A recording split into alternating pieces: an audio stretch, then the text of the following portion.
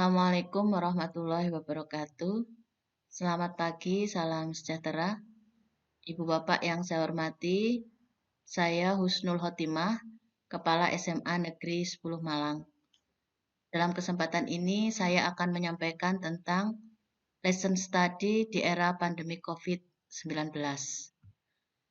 Kita ketahui bahwa lesson study adalah suatu pendekatan peningkatan kualitas pembelajaran yang awal mulanya berasal dari Jepang. Kata atau istilah Jepang untuk ini adalah Jokei-Kenshu yang Profesor Herawati Susilo menyebutnya dalam bahasa Indonesia sebagai kaji pembelajaran. Selama ini, lesson study memiliki 3 tahap, yaitu plan, dusi, dan refleksi. Pada saat plan, Ibu Bapak guru yang terlibat dalam kegiatan lesson study merencanakan atau merancang pembelajaran, menyusun RPP atau menyusun chapter design atau lesson design. Kemudian lesson design yang sudah dihasilkan dilaksanakan di dalam proses pembelajaran, kemudian diobservasi oleh Bapak Ibu guru yang lain setelah melaksanakan kegiatan pembelajaran di kelas atau open class, kemudian dilakukan refleksi. Sebelum pandemi COVID-19, kegiatan lesson study ini real dilaksanakan di kelas pembelajaran. Observer betul-betul masuk di kelas pembelajaran, melaksanakan plan-nya juga dilakukan secara real ketika belum pandemi 19. Selanjutnya, chapter design yang dibuat oleh Ibu Bapak Guru itu mengadopsi model mind map, di mana ada beberapa pendapat tentang mind map ini, diantaranya dari Regulate yang menyatakan bahwa chapter design itu adalah kisi-kisi dari penerapan teori belajar dan pembelajaran untuk memfasilitasi proses belajar seseorang. Sedangkan Ganya juga menyatakan sebuah usaha membantu proses belajar seseorang, di mana proses belajar itu sendiri mempunyai tahapan dan jangka panjang. Kemudian Dick and Carey menyatakan bahwa chapter design itu mencakup seluruh proses yang dilaksanakan pada pendekatan sistem yang terdiri dari analisis, desain, pengembangan, implementasi, dan evaluasi. Sehingga yang dimaksud dengan chapter design itu sebenarnya adalah prosedur kerja yang digunakan dalam proses pembelajaran agar pembelajaran dapat dilaksanakan secara baik dan menghasilkan output yang baik. Ini adalah contoh chapter design yang mengadop dari mind map atau peta pikiran. Ini adalah contoh chapter design yang dihasilkan oleh guru fisika. Nah, mengapa guru perlu membuat lesson design? Kita ketahui bahwa guru itu adalah sebuah profesi, di mana di Undang-Undang Nomor 14 Tahun 2005 Pasal 7 dinyatakan bahwa guru itu adalah seseorang yang memiliki bakat, minat, panggilan jiwa, dan idealisme. Guru harus memiliki komitmen untuk meningkatkan mutu pendidikan, keimanan, ketakwaan, dan akhlak mulia. Guru adalah seseorang yang memiliki kompetensi yang diperlukan sesuai bidang tugasnya dan memiliki tanggung jawab atas pelaksanaan tugas keprofesionalannya. Seorang guru yang tidak membuat perencanaan atau tidak membuat lesson design atau tidak membuat rencana pelaksanaan pembelajaran, berarti guru tersebut merencanakan kegagalan untuk mengajar.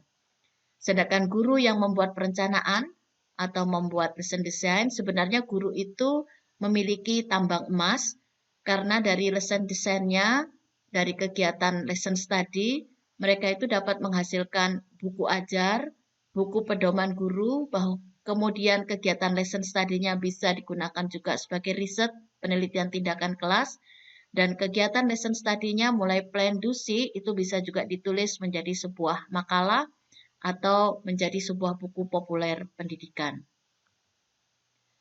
Bentuk lesson design ini yang mengadop di Jepang hanya terdiri dari satu lembar kertas saja, di mana bagian yang atas itu adalah aktivitas guru ketika mengajar, itu apa saja yang dilakukan, kemudian aktivitas siswanya apa, tetap saja memiliki 3 kegiatan, yaitu kegiatan awal, kegiatan inti, dan kegiatan penutup. Di sini jelas sekali nanti aktivitas guru yang akan direspon oleh siswanya. Ini contoh lesson design, di mana nanti kita harus fokus kepada ketika merancang, apakah siswa yang semula tidak memahami materi, siswa yang tidak aktif di kelas, dengan lesson design yang dibuat ini, kita berharap siswa-siswa yang tidak aktif atau tidak termotivasi untuk belajar, mereka itu akan termotivasi untuk belajar dan hasil pembelajarannya juga baik. Ini contoh teman-teman di SMA Negeri 10 ketika membuat lesson design. Nah, ini ketika belum pandemik masih bisa berkumpul semacam ini.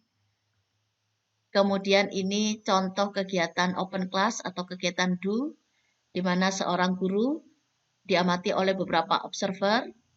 Nah, kemudian ini juga contoh kegiatan open class.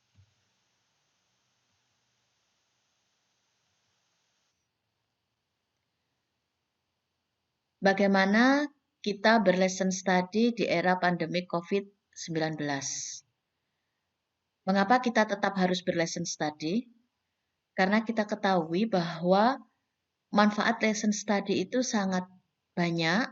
Di antaranya adalah meningkatkan kualitas pembelajaran, kemudian meningkatkan keprofesionalan guru secara kolaborasi.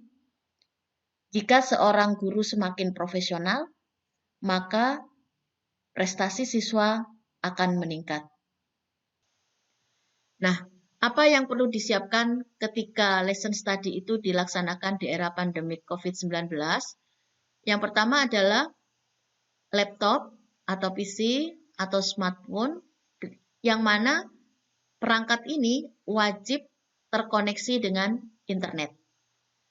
Selain wajib terkoneksi dengan internet, maka semua yang terlibat di dalam kegiatan lesson study harus memiliki kemampuan menggunakan aplikasi secara daring. Nah, macam-macam aplikasi secara daring yang bisa digunakan untuk kegiatan lesson study, antara lain ketika meeting secara daring. Nah, meeting secara daring itu misalnya ketika menyusun plan bersama-sama, maka bisa menggunakan Microsoft Teams, bisa menggunakan Google Meet, juga bisa menggunakan Zoom. Kemudian proses open class atau proses DUSI dalam kegiatan lesson study bisa menggunakan Google Classroom, kemudian Edmodo, WhatsApp, dan Moodle. Kemudian di dalam kegiatan lesson study tentu ada dokumen-dokumen yang harus disaringkan secara daring. Baik itu lesson design-nya, hasil pengamatan para observer, kemudian hasil dari refleksi, kegiatan refleksinya, maka yang digunakan saat kegiatan refleksi atau ketika harus sharing secara daring, maka bisa menggunakan Gmail, Google Forms, Google Drive, Google Slide, Google Sheet, Google Docs, Google Jamboard, dan Office 365. Kemudian aplikasi penunjang untuk kegiatan lesson study secara daring, misalnya guru membutuhkan soal-soal yang harus dikerjakan oleh siswa, bisa menggunakan kuis secara online. Kemudian bagaimana membuka kelas online yang interaktif, aktivitas siswa dapat kita rekam, kita lihat, dan kita juga butuh bagaimana absensi secara online, sehingga kita bisa langsung merekap siapa siswa yang hadir pada kelas online di saat open class. Termasuk juga para guru yang terlibat dalam kegiatan lesson study. Nah, saat kegiatan plan, guru membuat dokumen, mempersiapkan mana yang mau di open class-kan, membuat rancangannya, kemudian dokumen tadi bisa dibuat di Google Docs atau di Google Sheet atau di Office 365. Setelah itu ingin di-sharingkan agar membentuk atau membuat lesson design, maka bisa menggunakan Google Slides atau Google Gmboard. Nah, Google ini di mana masing-masing guru yang terlibat dalam kegiatan plan bisa membaca, bisa mengoreksi dengan cara menambahkan atau mengurangi lesson design yang lebih bagus yang digunakan secara kolaborasi. Kemudian setelah dibuat lesson design-nya, guru yang terlibat dalam penyusunan plan ketika ingin men-sharekan kepada observer yang tidak ikut dalam kegiatan plan, maka bisa di-sharekan, didiskusikan secara online melalui aplikasi Google Teams atau Google Meet atau Zoom.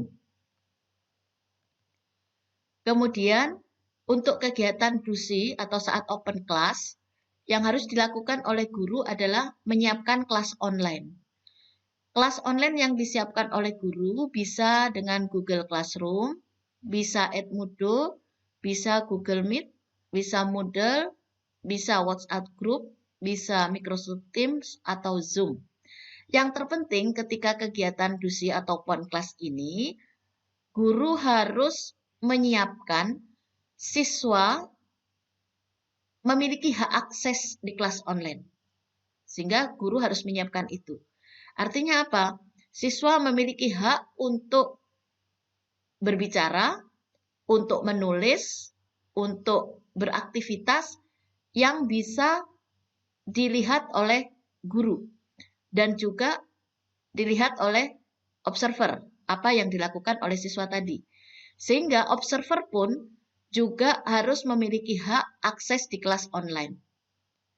Itulah maka guru, dikatakan di sini kegiatan open class, guru harus menyiapkan kelas online yang memfasilitasi siswa dan observer untuk memiliki hak akses di kelas online. Selanjutnya, kegiatan akhir dari lesson study adalah kegiatan refleksi. Pada kegiatan refleksi, yang terpenting adalah guru menyiapkan ruang meeting secara online yang sudah menentukan siapa yang menjadi moderator pada kegiatan meeting online tersebut. Kemudian, menyiapkan ruang meeting online ini, guru dapat menggunakan aplikasi Google Teams, Google Meet, atau Zoom, yang mana observer yang terlibat dalam kegiatan lesson study memiliki hak untuk menjadi presenter. Kemudian, mengapa mereka perlu memiliki hak untuk menjadi presenter? Karena para observer tentu akan menyampaikan hasil observasinya yang sudah mereka lakukan saat open class.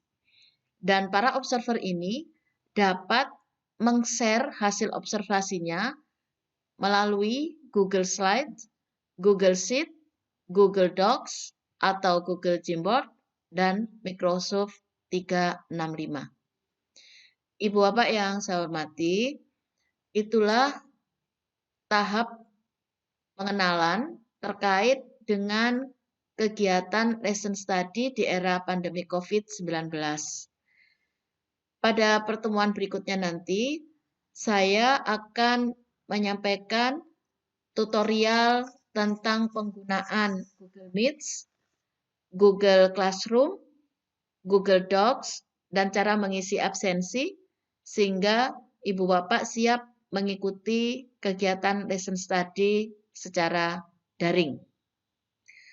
Berikutnya saya juga akan menyampaikan implementasi dari kegiatan lesson study secara daring, baik kegiatan plan, kegiatan DUSI atau open class, dan kegiatan refleksi yang dilaksanakan di SMA Negeri 10 Malang. Sekian, terima kasih atas perhatiannya. Saya akhiri. Assalamualaikum warahmatullahi wabarakatuh.